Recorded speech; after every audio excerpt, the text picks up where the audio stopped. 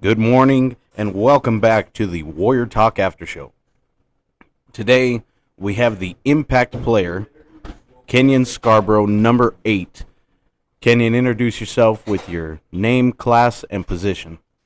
Kenny Scarborough, number 8, class of 2025, and I play a middle linebacker and running back.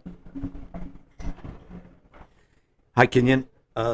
My name is Tim Apodaca. I'm a co-host with Moises, and I just want to ask you a few questions about. I want to go ahead and get right to going back to the Raton game, and we had Alex Amato over here for Impact Player of last week because of the couple passes that he made. You know, setting the tempo of the game to be able to win that. You know how close that. Raton had caught you guys in the second half of the game, and then what were your feelings going into it when you were getting close to the end of the game and it was tied score, and you guys had a feeling you were going into overtime, right? Yes, sir. As the backers, you're supposed to get the D-line pretty pumped up and make sure they put a lot of pressure on the quarterback. And so, towards the end of the game,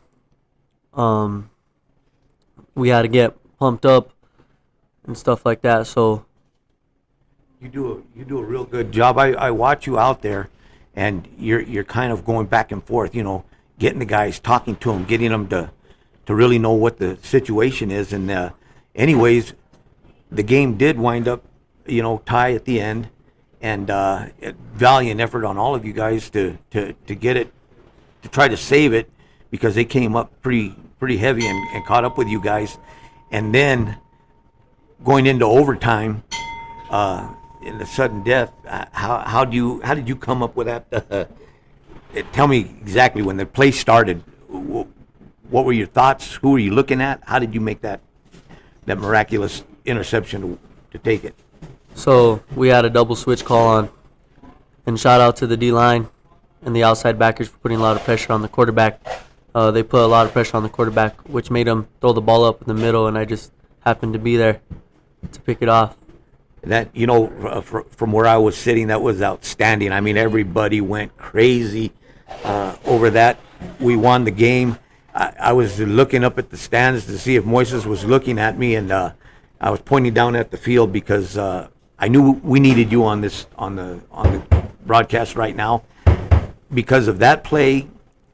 And, going into this next half of the season, you guys are going into divisional plays now. You got all the other stuff past you.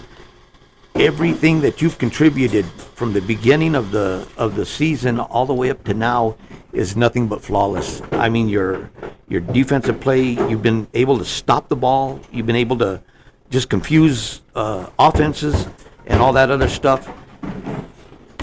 How are you preparing yourself when you get into these situations, into these games at the beginning? We grind at practice, and we just get ready for the big games and stuff like that. Is there any way that, do you concentrate on a certain person or a certain area of the game, or do you just read it as you guys play? We work on stuff at practice to see what the other team's doing. We watch film and see what's going to hurt us and stuff like that. So we prepare for it. And your position this year, has it been kind of I know it's not easy, football's never easy, but have you been grooming yourself into it to where from where I'm sitting, up in the stands, and I take notes and all that, and it looks like with your stats and everything, you're kind of all over everything. I mean, whether it's carrying the ball or your defensive playing, you're just kind of everywhere. Yeah, yes, sir. Just make my reads, and then it takes me where the ball is going to be. So if you just stick with your reads and do what you're taught, then you're going to get there.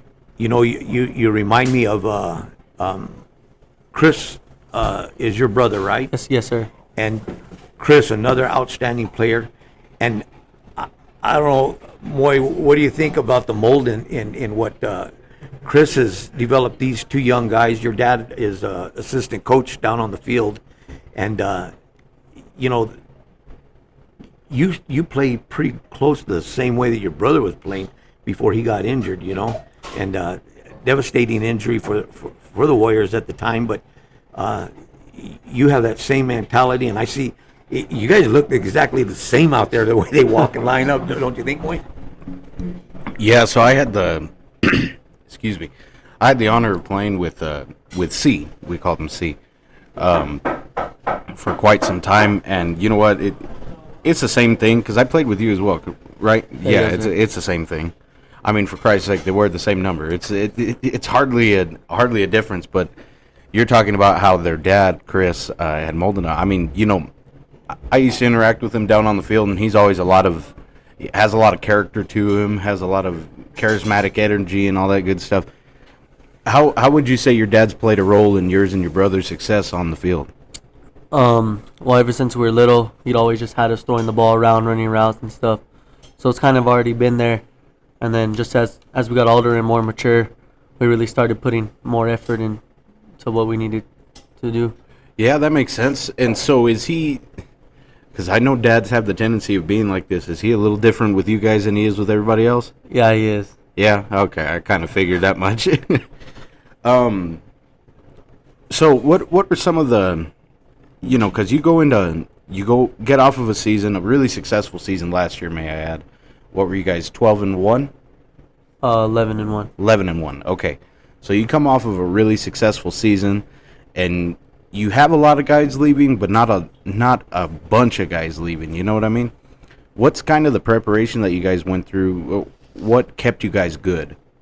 Well, we had a couple freshmen step up, like JoJo B and Nasadio Silva. They really stepped up. Nasadio's just a freshman, and he learned how to play backer outside, and he got pretty good at it. So he was a big help. And JoJo B, he just aggressive, and he wants the ball all the time. So he really stepped up. Yeah, I see that. I see him running up and down that field every game, at least once or twice. You know what I mean? And he's been a very exceptional player. I know that you have another freshman in the backer area with you, Chase. How do you feel about it? What do you think? Chase is good. He makes his reads and stuff like that, and he's there and he hustles all the time. So yeah, I can see that. He's a constant subject here on the show. But with you and perfecting your craft, because I know that you run the ball a little bit on the offense, so how does that work out? Because I know that defense is instilled in your mind, 24/7, so when you got to make that switch to offense, and then you make heavy runs like how you know how to do, what do you think? I saw you make, oh shoot, I don't know how many exactly. He's the one who has the notes. But how does it feel to make a huge run and make it for a huge gain? shout out to O-line. Wouldn't do it without him. They make big holes for me to see. And Chase, he does good blocking, so I just keep running, not stop my feet. So just shout out to the O-line. Shout out to the O-line. That makes me feel good because I'm a little bit biased. I'll tell you what, Cenyon, we're going to take our first break of the show, and then we'll be right back with more about this week's game against the Gallup Bengals. Warrior fans, now is your chance to sponsor a Warrior. Visit apo-xpress.square.site. In the website, you can find the button that says Sponsor a Warrior. Within purchasing that, you give the Warrior an opportunity to have a spirit pack covered by you in support of your favorite football team. Welcome back to the Warrior Talk After Show. Once again with us, we have Cenyon Scarborough, number 8. And we're going to start doing our game review. And you know what? What better way to do it with the impact player giving us a bit of the inside scoop on what's going down on the field. I'm going to pass it over to Tim, and he's going to get us going. Yeah, I want to start out. We're going to go right from the beginning of the game when Gallup kicked the ball off to the Warriors. And they started the ball out on their 35-yard line to begin the opening. And it opened up with a pass to Alex for that 7-yard gain, and then the next play it ended around to Jay Lee, and he took it down to about the 15-yard line of Gallup. And they opened up a very good drive, and Socorro, they stayed right up on top of it with Alex Amato getting the ball, within the first 5 minutes, took it in for a touchdown, making the score 7-0, which looked like we were on our way to a heavy win. Of course, Caden Dowell doing his thing on his extra points, scoring that off. How did it make you guys feel when you started out the game that quick? Well, shout out Alex and Jay Lee. They've always been good athletes. Jay, when he was little, we used to play NMFFL. It was a club flag football team up in Albuquerque. He was always clean with his feet work, always clean with everything he did. And Alex, he's smooth with everything he does. And Caden, ever since last year, I always see him after practice kicking 50-yard field goals. So it kind of already pays off.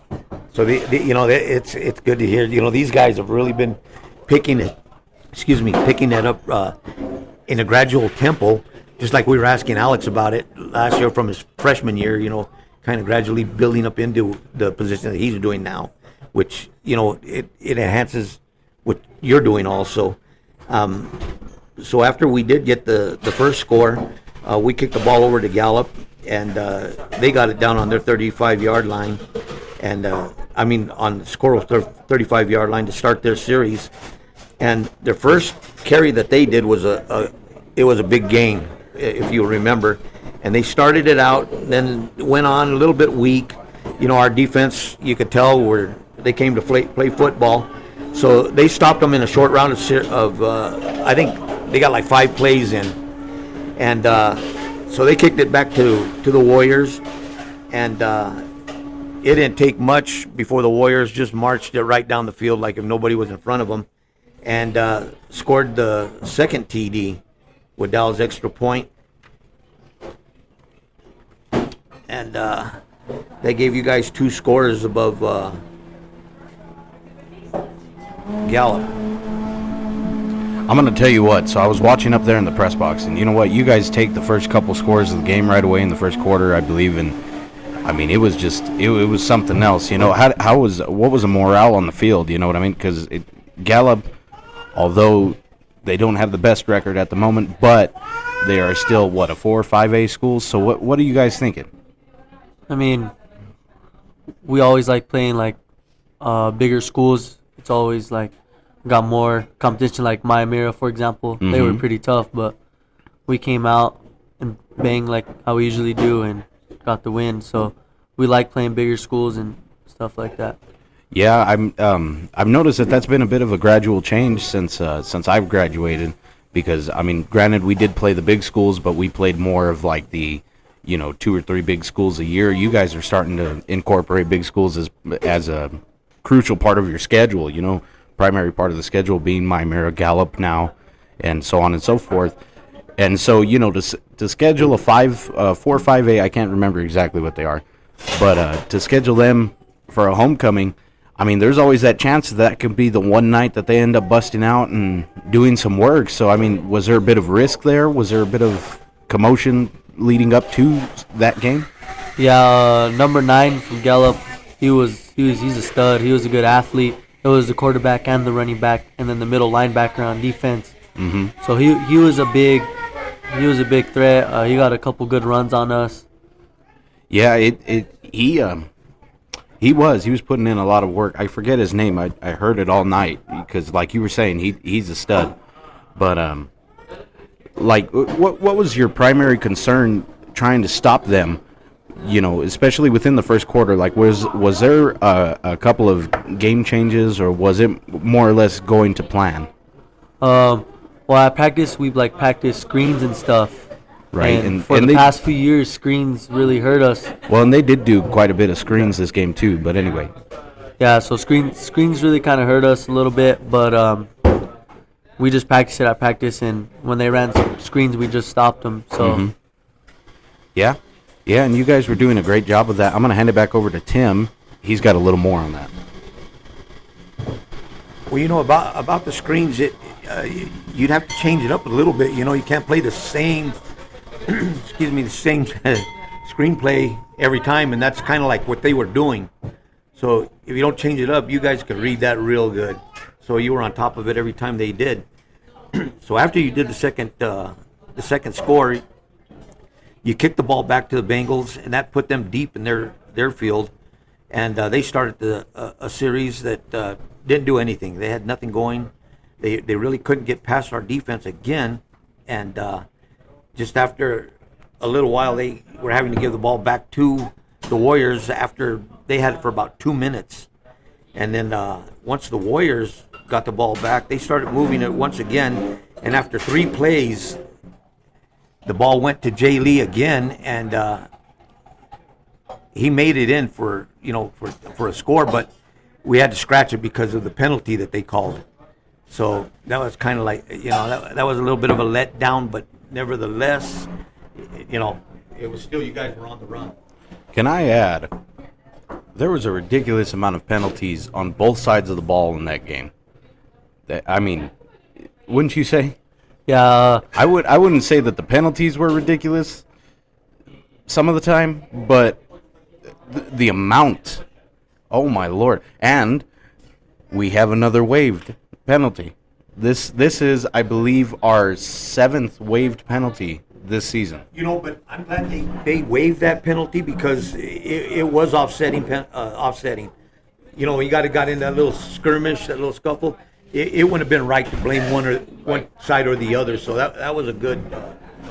I mean, I do have to say though, it was a pretty fair game as far as officials go. But I mean, god dang, I lost count of how many penalties were in that game. Yeah, so on Jay's score that got called back, I went to go block the corner, and the ref called holding on me because I took him to the floor. So that got called back, but we bounced back with the score. And we were rooting for you when you took him down like that because, got to take command of the field, that's for sure. Hey, let them know who they're playing. That's just good football. Yeah. That's all that is. And then after that, after they had called that back. Let me see where I'm at. They placed the ball back down on the field, and then Isaiah, doing what Isaiah does best, he went back in for a quarterback keeper and scored it anyway. Regardless of what happened, you guys have so many different things that you could do to score. He went in, made a touchdown, and took it to 21-0. Yeah, well, Isaiah Ocampo, me and him been on the field since we were little. So we were always practicing with the high schoolers, so we kind of knew what was going to happen when we got into high school. Yeah, and then after that, how come they started putting Braden in to kick the ball? Well, he just joined us, and he's trying it out, and he really likes it, and he's not a bad kicker. He plays soccer, so he got the technique down. And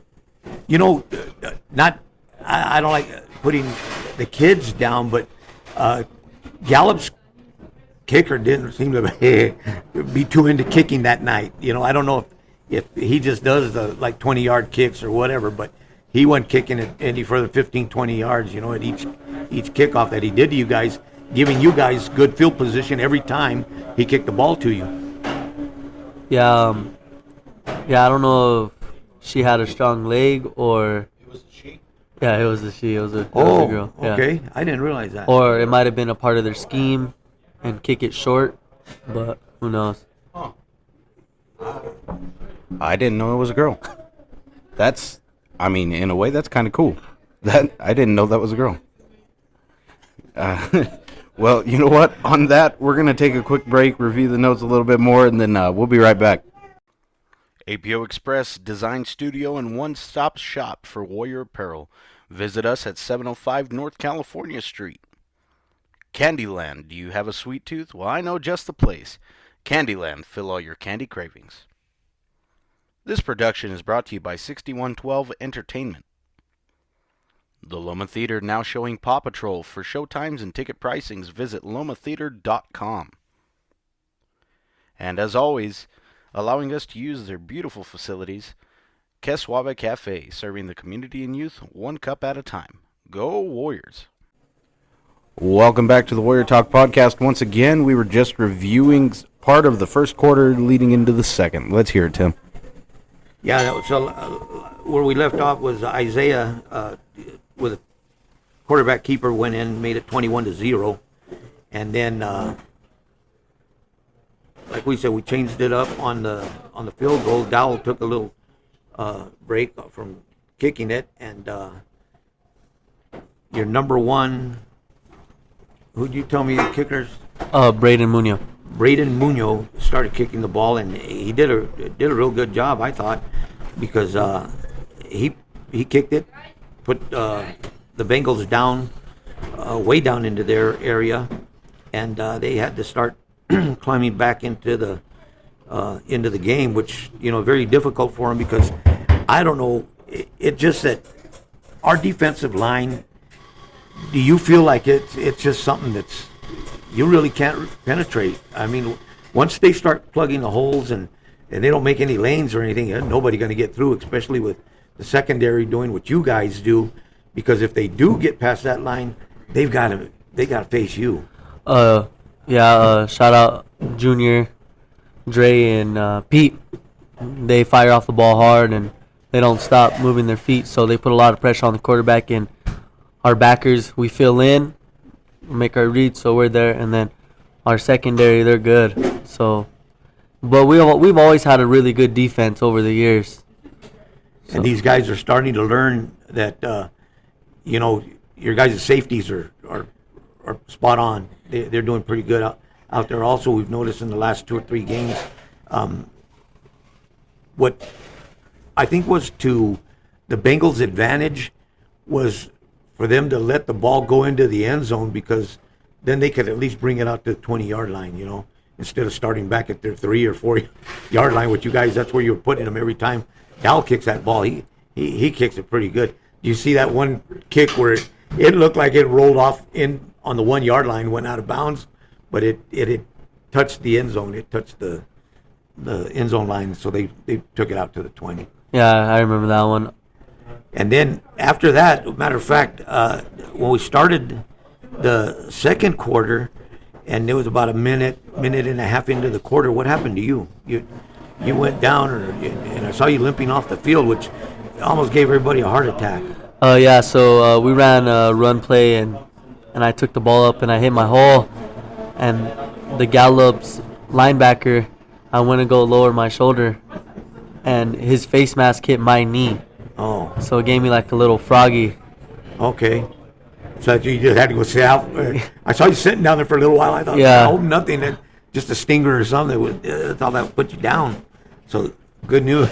Good. It's not going to affect this next week's game, huh? Oh, no, it's not. Good. And then, right after you went out, then's when Jake came in and started playing he started getting involved after a long series of downs. And then I guess you came back in a little bit later on. And then you guys found yourself with a 4th and 3 on your 48-yard line. And then the next play was Ocampo had a keeper, and he carried the ball over to you guys to the Bengals' 32-yard line. And then the next play, it was like I say, Jake Angel went in for a quick out. He made connected, and he went in for a touchdown. So that extra point was good. Took you guys into 28-0 with there was still 8 minutes and 56 seconds left in that, before the half. So you guys feeling pretty good with a 28-0, huh? Yeah, it always feels good to score and stuff like that. And that's why I say, Jake, he comes up where he needs to. He's like one of those. He's in the back, but yet he can strike at any time. So that's another little weapon that you guys have in the running. Like I said, Gallup was pretty smart. After you guys kicked back to them, they just let the ball go into the end zone. They had to bring it back out to the 20-yard line. And then we got back on the Bengals' 9-yard line, and 77. Pete Lopez. Pete Lopez went in, busted through their line, and they were on their 20-yard line. Pete knocked them and got them down all the way on the 9-yard line, loss of 11 yards, and they found themselves on a second and 20. And then with a bad snap, the Warriors just honed in on them like a bunch of bees. You guys were all over the place. And you guys made a safety, huh? Yeah, we did. Just outside backers and D-line just fire off the ball fast. Yep. So It's great to score, make a touchdown, do the extra points and all that. But when you can cause a safety, you know you're creating havoc. yeah, scoring off of defense feels good because just You guys broke through. You guys Yeah. tore up their defensive line. Yeah, I mean, we were going crazy up there in the press box. I always say, on the home games, it's me, Paul, the two radio guys, Juan and Steve, and then Brandon, your guys' coach. And I mean, when you guys caused the safety, I think that press box was about ready to fall over because of how high everyone was jumping up and down in it. But I mean, that's the first safety of the season. And it was all caused because, like how he was saying, the defense is just out there just putting in all of the work in the world, and it just shows to me that a lot of the hard work at practice is paying off, because like I said before, granted, Gallup probably isn't the best 5A team that there is, but they're still a 5A team. So, you're putting up a lot of points and a lot of opportunity against those guys. And, I mean, that kudos to you for beating the Bengals, but I mean, more than anything, that safety was just great. We still had 8 minutes and 25 seconds left before in that half. So you guys still had some more work you wanted to do.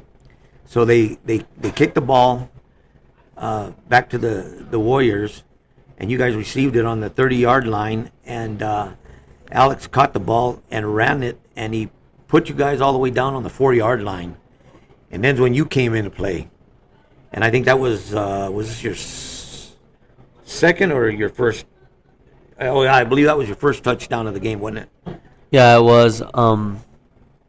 We had number 74 David Gutierrez lead block for me, so he's a big reason I got in the end zone. Yeah, you following him, that you guys opened up a good a hole because you made it look pretty easy when you went in for the touchdown. And then Dowell's extra point made it 37-0, and there it was about halfway through the second quarter. And then we kicked off to the Bengals again. They went through just a few plays before JoJo took the ball, and it looked like he had jumped up, snagged it from behind the receiver, and took it right out of his hands as he was trying to catch the ball. So, how do you feel when you saw that? Well, see, he's young, first varsity experience, and I bet it feels great just to get your first interception as a freshman. I didn't get mine until a sophomore, so I bet it just feels good. And man, he don't stop running. He was down and he was still running off the field. Man, he was on the floor and I still saw his legs kicking. I mean, he was going. He must have been asleep thinking about running to the end zone when he hit the floor. I mean, you're right about that, though. He's a little tank. And then after that, we had the Warriors get the ball, and it took it down to the 48-yard line. And the next pass, it was to Alex again, and he took it all the way down to the 18-yard line. He was getting some pretty good runs after the catch. And, he made, I think, like 3 or 4 good gains off of his catches afterwards. And just a couple plays later, again, it was another little quick out to Jay Lee when he took it in for a 43-0 lead at the half.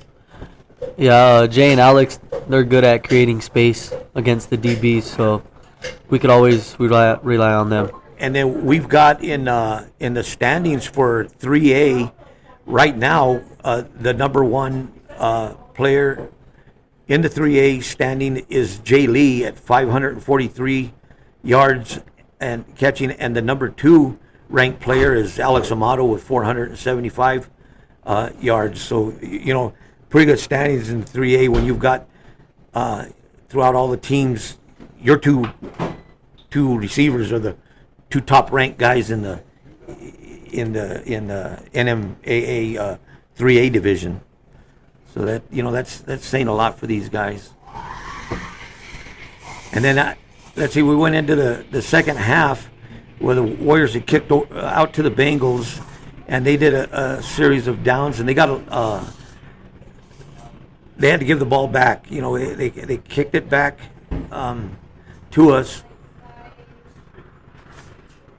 Oh no, wait, I got that wrong. Okay, we kicked the ball, and the Bengals started their series of downs, and they had it about on their 40-yard line, and they took it on a good hard run all the way down to the 10-yard line, and with that, the Bengals wound up scoring, giving themselves 6 points, and you guys blocked their extra point, leaving them at 6, putting the score at 44-6 at that point of the game.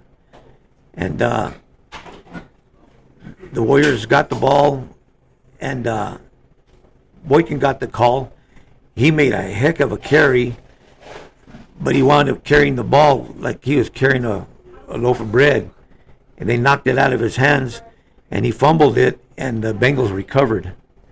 So, not saying that was going to be a big turnaround for the game or anything. It's just something that, that happens. And the Bengals couldn't do anything after they got the steal. So they gave the ball back to you guys. And then Jay Lee took it down to the 20-yard line with a good catch and carry that started off the fourth quarter. And then you went in on a short run from scrimmage, and that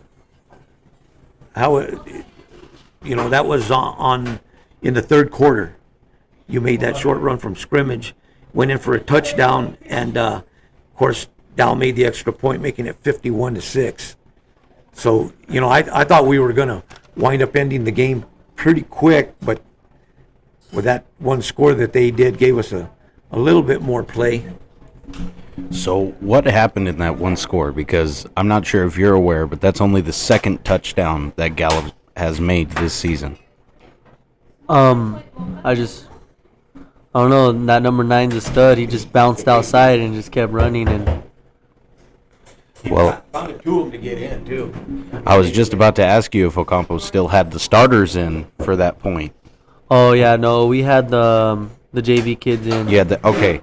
See, no offense to Gallup or nothing, but I kind of assumed as much because I figured you guys, if all the starters were out there, that point would have never happened.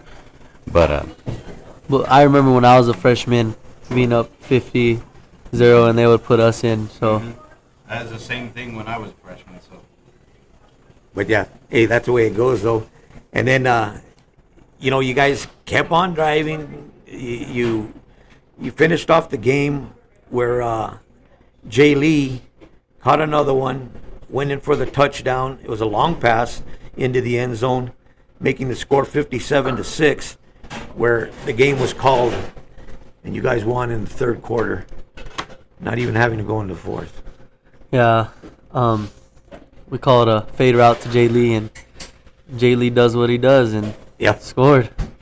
Good job. And I just want to tell you, Cenyon, it's been a pleasure talking to you. I'm glad that you came on the podcast today.